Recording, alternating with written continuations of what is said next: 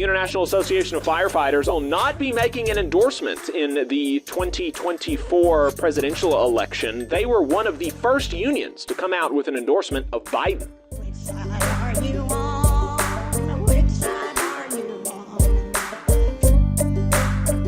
Here's what workers in the U.S. South and the American colonies were up to from September 20th to October 4th. This is a 2-week roundup since we were pre-taped last week, so lots to get to. In new union campaigns, nearly 3,000 workers across 18 bargaining units are in new union campaigns. 466 workers across 3 units are in new decertification drives. 35 workers at Kloeckner Metals in Charlotte, North Carolina filed a petition to hold a union election with the United Steelworkers, USW. 13 workers at Starbucks in Norman, Oklahoma filed a petition to hold a union election with Starbucks Workers United, as did 15 more in Atlanta, Georgia, 21 more in Fredericksburg, Virginia, 20 more in Norfolk, Virginia, and 15 more in Bossier City, Louisiana. 2,200 workers at Vanderbilt University in Nashville, Tennessee filed a petition to hold a union election with Vanderbilt Graduate Workers United, VGWU-UAW. The employer filed a petition to hold a union election after a majority of the 84 workers at Faurecia Emissions Control Systems in Arlington, Texas, demonstrated support for unionization with the United Auto Workers. 34 workers at United Plumbing Company in Goshen, Kentucky filed a petition to hold a union election with the United Association of Plumbers and Pipefitters, UA Local 502. 202 workers at University Medical Center New Orleans filed a petition to hold a union election with National Nurses United.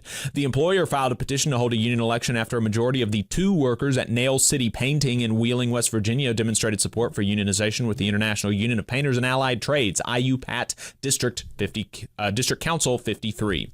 Workers likely pushed by their employers filed a petition to decertify the National Conference of Firemen and Oilers, NCFO-SEIU, Chapter 320, as the union representing 207 workers at Cardinal Aluminum in Louisville, Kentucky. 150 workers at First Student, a school bus company in Baton Rouge, Louisiana, filed a petition to hold a union election with the Amalgamated Transit Union, ATU, Local 1546. This could potentially start a turf war with the Teamsters, who have a national contract with the company. It'll be interesting to see what plays out there. 14 workers at American Electric Power Texas in Pearsall, Texas, filed a petition to hold a union election with the International Brotherhood of Electrical Workers, IBEW Local 738, as did 12 more workers at the Eagle Pass, Texas location. Workers likely pushed by their employer, along with help from the National Right to Work Foundation, filed a petition to decertify the Office and Professional Employees International Union, OPEIU, as the union representing 207 workers at Find Help in Austin, Texas. 53 workers at Atlanta Gas Company in Atlanta, Georgia, filed a petition to hold a union election with IBEW Local 1997.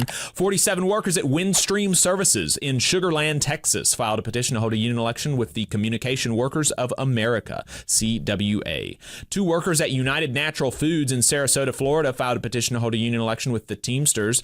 The employer filed a petition to hold a union election after a majority of the 16 workers at Southern Glazers Wine and Spirits in Farmers Branch, Texas, demonstrated support for unionization with the Teamsters, Local 745.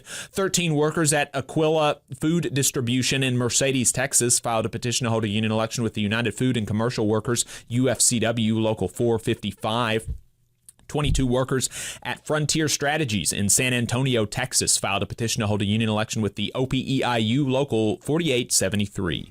Security guards filed a petition to decertify the Security Police and Fire Professionals of America, SPFPA, as the union representing 52 guards at Defense Contracting Activity and Paragon Systems as joint employers. In campaign updates, in July, Compass Coffee workers voted in union elections at multiple locations across Washington, D.C. You will remember, though, that the company hired dozens of new employees just before the election at each location, including lobbyists for Uber, which very strange that these high-paid lobbyists want to be baristas for no reason at all.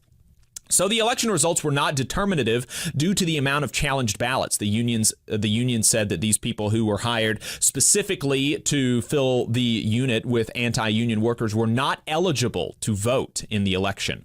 While workers wait for the NLRB to make a decision on the eligibility of certain voters, the company continues to retaliate against pro-union workers, having fired 2 more in the last week. The union has set up a hardship fund to raise money for their fired members.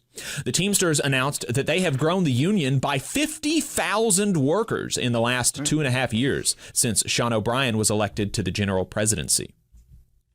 In election results, 1,234 workers across 18 bargaining units are newly unionized. 153 workers in 3 units voted against unionization, and 47 workers decertified their union, and 64 workers withdrew their petition for an election. Workers at the Monongalia County Assessor's Office in West Virginia voted in favor of unionization with the United Mine Workers of America, UMWA, and now the union reports that workers in other departments of the county commission have expressed interest in unionizing. The county commission is so far not inclined to allow the workers in these other departments to vote on a union election, since public sector employees in West Virginia don't have to by law. But that was also the initial stance of the assessor's office, so we'll see if the commission changes their mind.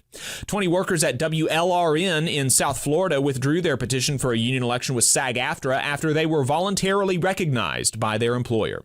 217 workers at Unity Healthcare in Washington, D.C. voted 123-9 in favor of unionization with the American Federation of State, County, and Municipal Employees, AFSCME. 122 workers at MBM Logistics in Orlando, Florida voted 60-47 in favor of unionization with the Teamsters Local 385. 7 security guards at Secure Remedy in Washington, D.C. voted 1-0, very low turnout in that election, in favor of unionization with the National Capital Union for Security Officers, NCUFSO. 40 workers at the National Alliance of State and Territorial AIDS Directors, NASTAD, voted 26-3 in favor of unionization with the Washington Baltimore News Guild, WBNG CWA, Local 32035. Hey, 5 seconds. Just wanted to say that this is only possible because of our donors. If you want to see more of this, then consider donating yourself at tvlr.fm/donate. 9 workers at BFS Group in Shelbyville, Kentucky voted 5-4 in favor of unionization with the Teamsters, Local 89. 21 workers at Veolia Water Services of North America in Tampa, Florida voted 10-8 in favor of unionization with the International Union of Operating Engineers, IUOE, Local 30. 29 workers at Barter Theater in Abingdon, Virginia voted 4-21 against unionization with the International Alliance of Theatrical and Stage Employees, IATSE. 20 workers at Transdev Services in West Palm Beach, Florida voted 17-3 in favor of unionization with ATU, Local 1577. 16 workers at Live Nation in Aberdeen, Kentucky voted 8-0 in favor of unionization with IATSE, Local 17. 166 workers at Breakthrough Beverage in Jacksonville, Florida, voted in favor of unionization with the Teamsters, Local 947, as did 166 more workers at Fort Myers, Florida, with Teamsters, Local 79, 166 more workers at the Tampa, Florida location with the same local, and another 160 workers in Orlando.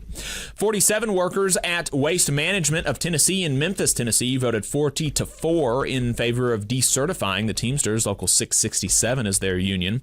12 workers at UPS in Louisville, Kentucky voted 5-7 against unionization with the Teamsters, Local 89. 4 workers at Kentucky Power in Pikeville, Kentucky voted 3-0 in favor of unionization with IBEW, Local 978. 46 workers at AEP Texas in Laredo, Texas voted 40-4 in favor of unionization with the IBEW, Local 738. 95 workers at HMS Ferries in Ceiba, Puerto Rico voted 33-59 against unionization with the International Association of Machinists and Aerospace Workers, IAMAW. 17 workers at Science Applications International Corporation in Leesburg, Virginia voted 5-9 against unionization with IAMAW. 17 workers at Starbucks voted 10-7 in favor of unionization with Starbucks Workers United, as did 23 in Nashville, Tennessee. They voted 17-1 in favor of unionization. 14 in Alpharetta, Georgia voted 11-1 in favor of unionization. 64 workers at Rivers Portsmouth Gaming in Portsmouth, Virginia withdrew their petition for a union election with the Teamsters, Local 822. In settlements, grievances, and unfair labor practices, workers at Hyatt Place in Austin, Texas Airport voted to unionize on July the 10th. Since then, instead of negotiating in good faith for a first contract, the company has fired 2 workers. Bernie Sanders and Texas Congressman Greg Casar led a small delegation of political leaders and workers in confronting hotel management and telling them to respect workers' rights. In strikes and bargaining updates, the International Longshoremen's Association, ILA, went on strike last week, and anti-worker forces in the Democratic and Republican parties really let the mask slip. Alabama Governor Ivey said, quote, big labor was, quote, exploiting Alabamians, and Florida Governor DeSantis announced intentions to bring in the National Guard to do longshore work. Fortunately, thanks in part to Biden's refusal to invoke Taft-Hartley to break the strike, and acting Labor Secretary Julie Su and Transportation Secretary Pete Buttigieg's interventions, but mostly due to the withholding of ILA's labor, the companies came to their senses and offered the union a deal that they could agree to, with a tentative agreement on wages of about 62% over 6 years and protections against automation. We'll get into more details about the strike later in the show. The American Federation of State, County, and Municipal Employees, AFSCME, Local 1624, is blasting the $218 million tentative agreement that the city of Austin, Texas, has reached with just the police union as too expensive, potentially leaving other departments to face cuts. Kansas City Tenants Union just began a rent strike against 2 properties, demanding rent caps, new owners, and collectively bargained leases. After authorizing a strike, the Teamsters reached a tentative agreement with Hertz, the car rental company, covering some 3,000 workers in several states, including Texas. The agreement will now be put to a vote of the members. Food workers at Sodexo Fannie Mae in Virginia with Unite Here Local 23 won a first contract that the union says contains higher wages, health care, new job rights, and more paid time off. Food workers at Aramark Georgetown Law in D.C. with the same union also ratified a new contract that the union states contains raises, parental leave, a pension, and better language on equity. United Launch Alliance, ULA, in Decatur, Alabama, whose machinists are unionized with the IAMAW Local Lodge 44, successfully completed another launch, which is good news for the workers 6 months out from contract negotiations. In political and legislative updates, a federal judge said that transit unions in the state of Florida must be exempt from the notoriously anti-union SB 256 due to a federal law that mandates collective bargaining rights for some transit workers for states and municipalities to be able to receive federal funds. Construction of new factories in the U.S. has hit a 50-year high thanks to investments from the CHIPS and Science Act. The International Association of Firefighters are touting the work that their members are doing across the Southeast in response to Hurricane Helene. IBEW linemen in Alabama are similarly engaging in this kind of recovery work, for which they received probably the first ever positive mention of a union in the history of Yellowhammer News, a right-wing rag in Alabama. Florida's minimum wage just increased to $13 an hour, but they don't have a Department of Labor or any other authority tasked with ensuring that bosses actually follow the law. The International Association of Firefighters also announced that they will not be making an endorsement in the 2024 presidential election. This comes as a change from their initial position, where they were one of the first unions to come out with an endorsement of Biden. In internal union affairs, 5,000 tradeswomen gathered in New Orleans for the 14th annual Tradeswomen Build Nations Conference with the support of the North American Building Trades Unions, NABTU. The Service Employees International Union, SEIU, has committed to spending $50 million to organize the South over the next 6 years. We did skip a few of the updates that we will be including in next week's Last Week in Southern Labor Roundup because there was just so much other stuff, particularly we'll be bringing in the last month of public sector updates from Florida from McKenna Schuler's newsletter, Caring Class Revolt. You can find that at caringclassrevolt.org. Friend of the show, McKenna Schuler, does a great job. And that is it for Last Week in Southern Labor this week. If we missed anything, you can let us know at tvlr.fm/contact. You just saw a clip from the Valley Labor Report. We are live every Saturday morning from 9:30 a.m. till 12:30 p.m. And we pride ourselves on keeping all of our content free to everybody so that we can talk to as many working folks as possible. If you support the work that we're doing, you think that it's important, you think that it's good, then consider making a monthly contribution to the project, and you can do that on our website, tvlr.fm.